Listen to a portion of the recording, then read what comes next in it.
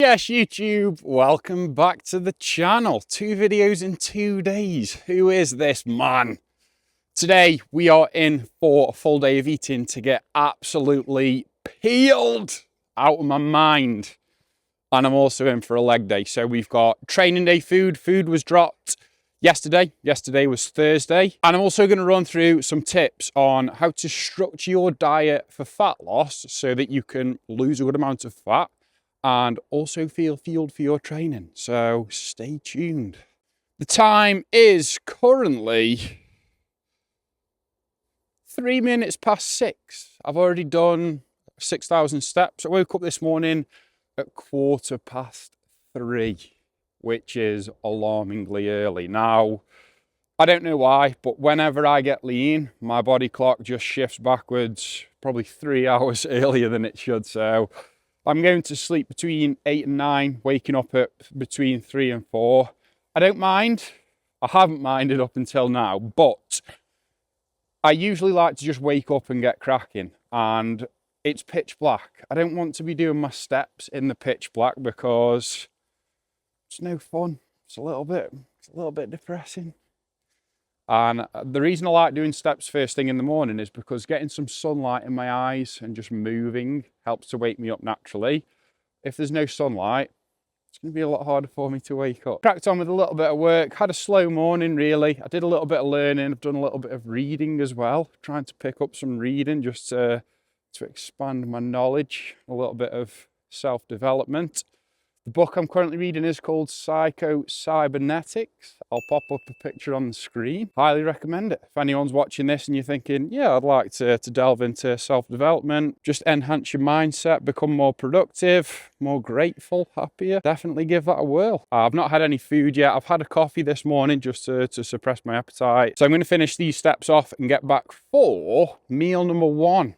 To kickstart the food for the day. Meal number 1 then, people, which for today is the worst meal of the day. Just not a lot of substance to it. So we have got, not actually made it yet, pan, fry light, 2 eggs going in, 200 egg whites, a little bit of ketchup, little sprinkle of pink Himalayan salt for the hydration, for the electrolytes. Meal 1 done. So this is pretty pathetic meal. Getting to the point in the prep now where this is just what's required to strip off the last few bits. It's going to be hard, obviously.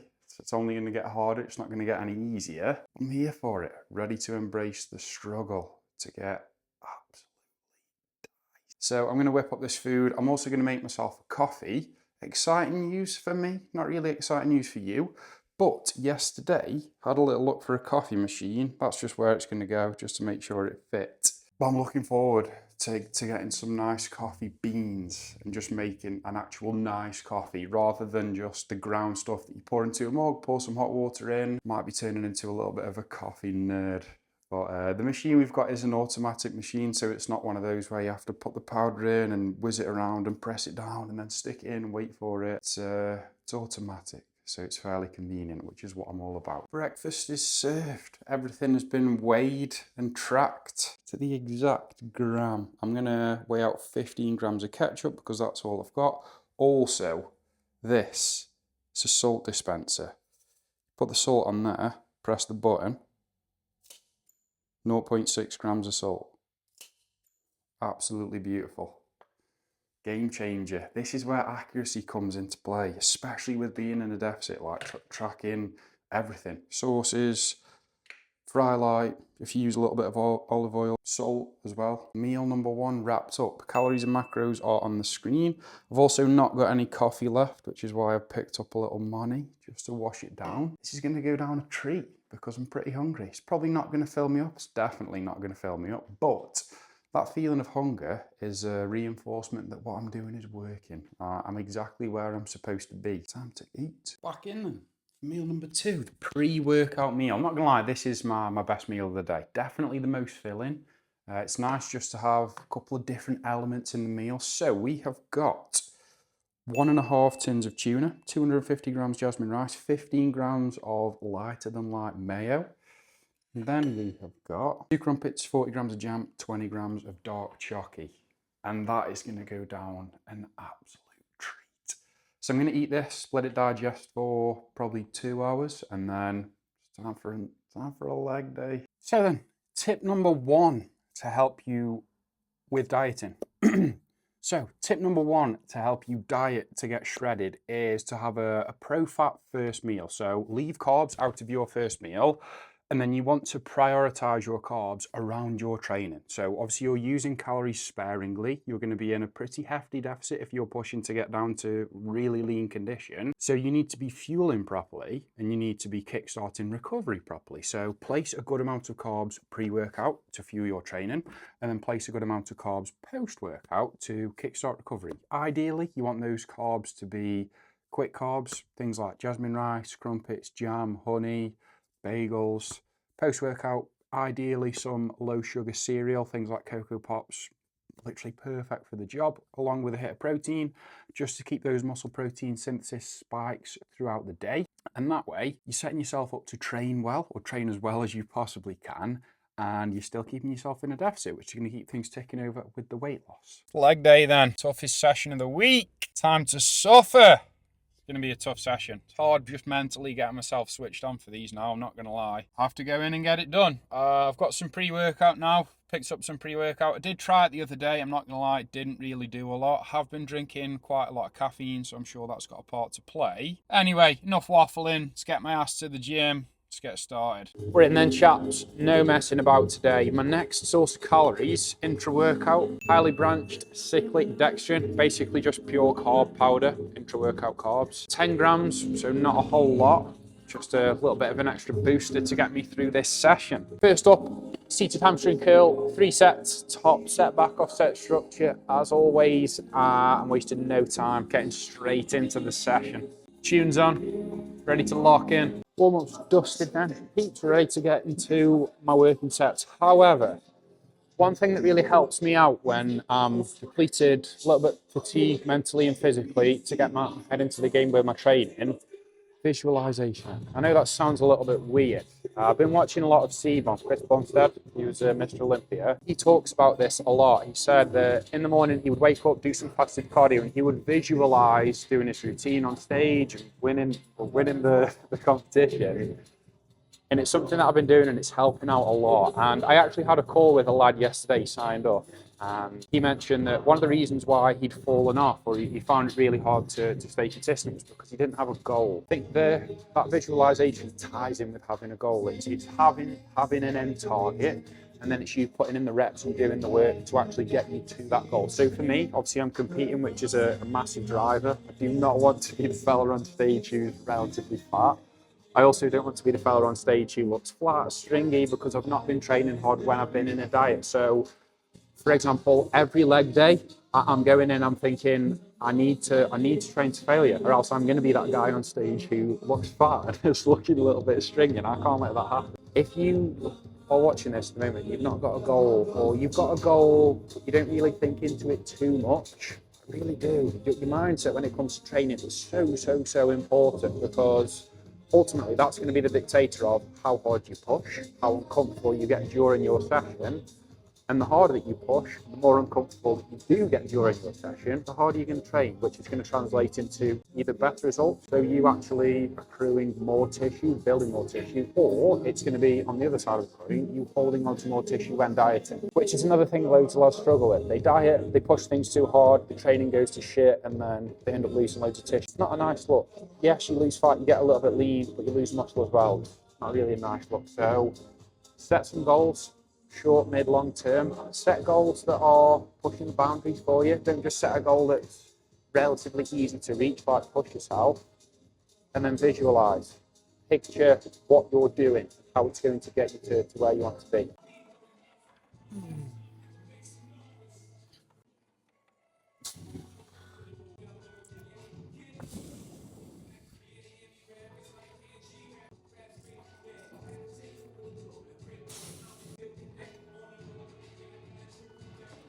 Right then. This is where the session starts to get a little bit naughty. Leg press, 3 sets.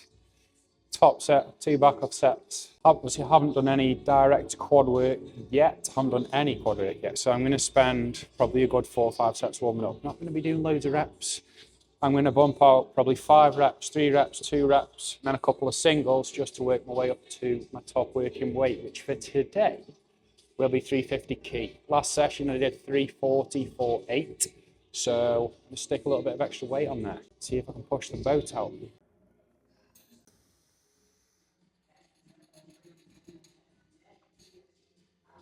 Oh. 350 all day. Felt nice, smooth, not that hard. Right then, 15 on each side, extra. Pushing for PBs, baby. 6 weeks out. Just rewatched the previous clip. I've just realised that my lip, my arse is hanging out. My glutes. Sure, some of you won't mind that. Anyway, top set. Time to dig deep. 350. Can't be having those skinny bitch legs on stage. I'm not going to be the fella on stage who's got 2 pins for legs. Tell you that for free.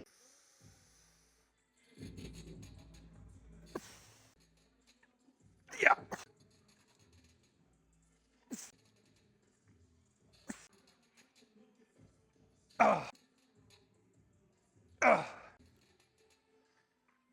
Oof.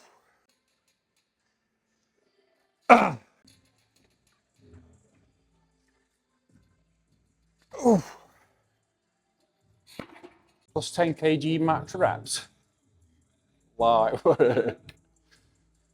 Buzzing. Tip number 2 when it comes to dieting. Ideally, you want to have as many meals in the day as possible. So for me, I have 5. And that way you can optimally spike muscle protein synthesis, which is going to keep recovery in as good of a spot as possible from the diet front. Also, it's a lot easier to manage hunger, in my opinion. I'm aware that some of you who work 9 to 5 jobs, it's going to be a little bit hard for you to squeeze 5 meals in. So 4 would do. I usually say anywhere from 4 to 6 meals is good in terms of managing hunger because it's not too much time from one meal to the next. So even if you are a little bit hungry, you know that there's some food that's going to be coming up in 2-3 hours, which again is more than manageable on a mindset front. Another point, and I feel like this is a pill that's hard to swallow for a lot of people, hunger is part of dieting. So if in your head you're thinking, oh, I want to get down to 7% body fat, be prepared to be hungry like a lot of the time. There are things that you can do to mitigate that hunger and to make it a little bit more manageable, but getting lean, you need to be hungry. It's part of the process. There's no way of avoiding it. And as I just touched on very briefly, it's not that deep in terms of being hungry. Yes, it might be a little bit uncomfortable. One thing which won't help is watching food videos. Now, this is something that I have done in my past photo shoot preps. It exacerbates the problem. It makes it so much worse. Like, yes, food noise is going to be quite high, but if you're leaning into that and you're eating into that and you're watching food videos and you're going in the shop and you're looking at the pastries and the cakes, you're making it a lot worse. Like, do everything you can in your power to keep busy and to keep your mind off the food. Time to head on to pendulum squat. This is the last naughty one of this session. Got 2 sets on here, and then it's single leg press and then it's leg extension. So I'm going to do 1 warm-up set on here with 2 plates, 40 kilos. I'm going to do 2 reps, and then I'm going to go up to 55 kilos, which will be my top set.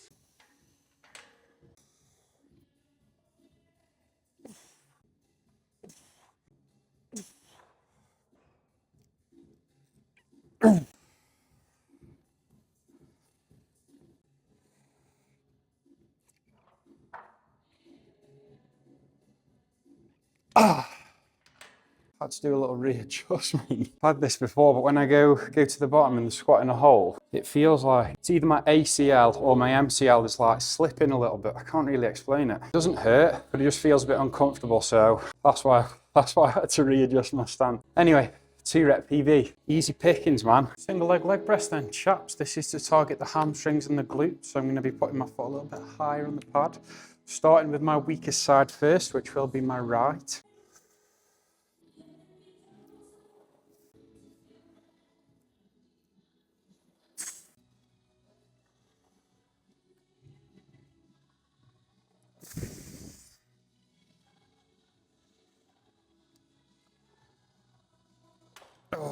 last one of the session. Just on one working set on here. Now, leg extension is actually hardest when you're in the short. Now, as you go throughout the session, it's harder and harder for you to contract your muscles. So, focus with this is to sit in that lengthened position and fully fry the muscle in the lengthened position. This is where tempo can come into play massively with how you structure your sessions and what you're actually doing on the exercise. Not really bothered too much about the contraction. It's more about controlling that negative, sitting in the stretch, and then just taking that all the way to failure. So last set of the session, balls to the wall, nothing in the tank. Then we're in 40 minutes cardio. Lucky me.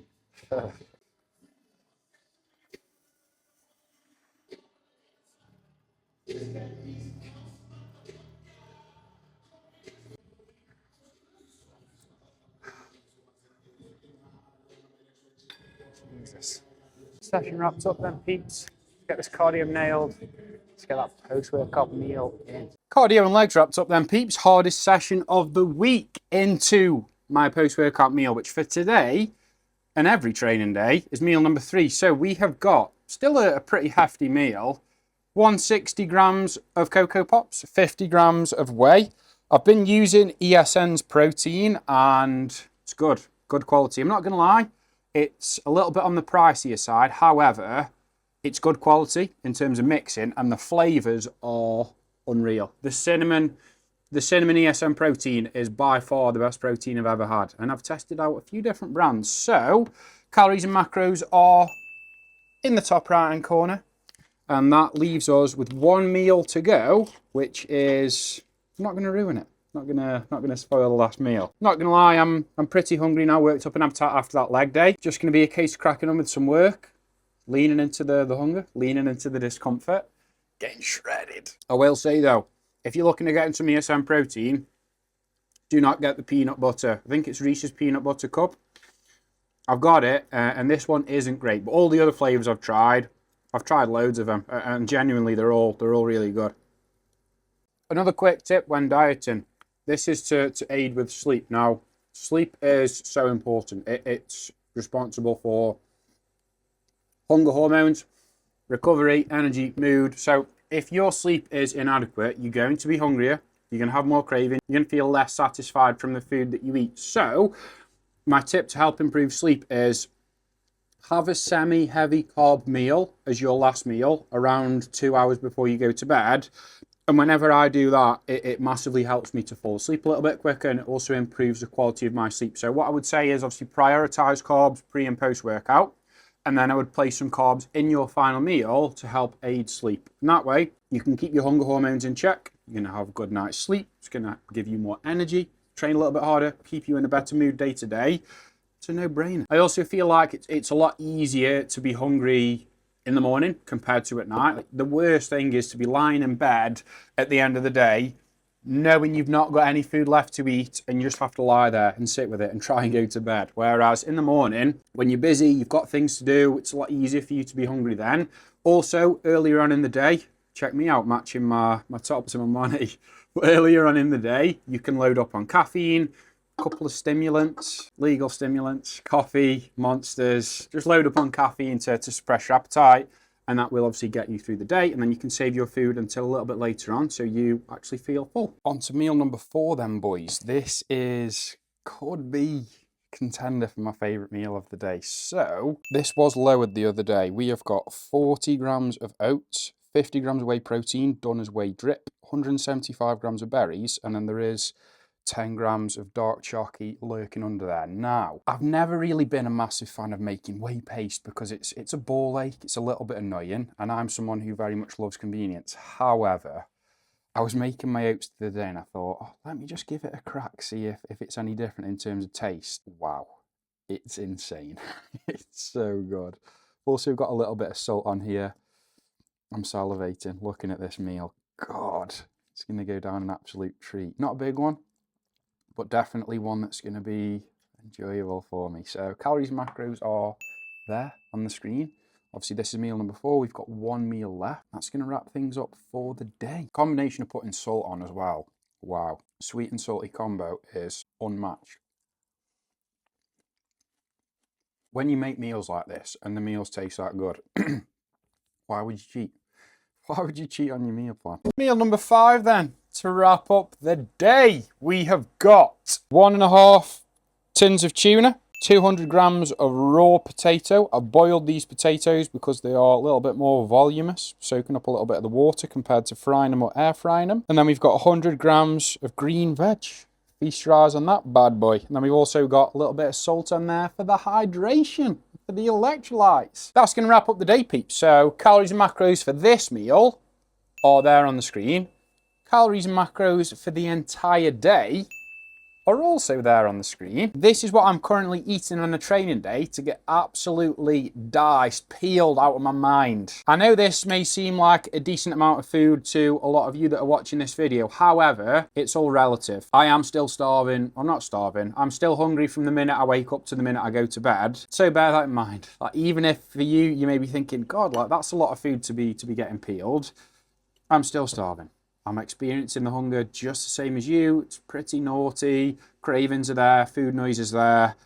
Just have to dig deep, push on, get through to the other side. So that's where the true results lie, people. So, going to chow down on this. I am salivating because I am actually starving. I've got a few K-steps to finish off. I'm not going to bring you with me for those. So that's going to wrap up the video, people. If you enjoyed it, drop me a like, drop me a comment with any questions that you might have. Don't forget to drop me a sub, and I'll catch you in the next one.